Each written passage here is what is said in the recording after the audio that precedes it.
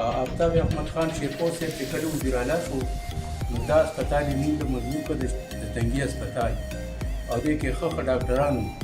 د دې نه مخکې موږ چې خپل مریضان بیمار به شو نو هغه موږ چارسدې ته یا پېښور ته بوتلل او اکثر به داسې مریض وو چې هغه په لار کې وفات شو.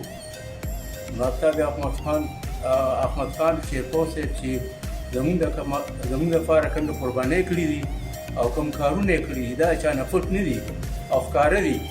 هسپتال ډېر مزېدار دی، ښه ډاکټران یې پکې روستي او ډېر ښه کارونه پکې کېدل. خو مونږ خلکو ته ډېر سهولت دی، د تنګي خلکو ته، شیرپور ته، دې علاقو ته ټولو ته سهولت دی د دې هسپتال او دې هسپتال ډېره فایدې دي مونږ ته. بسم الله الرحمن الرحیم. دا زموږ د تنګي تحصیل هسپتال دی او دا چې کوم دی نو شکر الحمدلله هر یو سهولت پکې شته. دا ټول د آفتاب شیرپور کارنامه ده. مخکې به مو چې کوم دی بیماران یو خوا بل خوا ته وړل او دا د شیرپور کارنامه ده چې نو هر یو سهولت پکې راغلی دی. اعوذ بالله من الشیطان الرجیم. بسم الله الرحمن الرحیم. ما طارق نوم دی.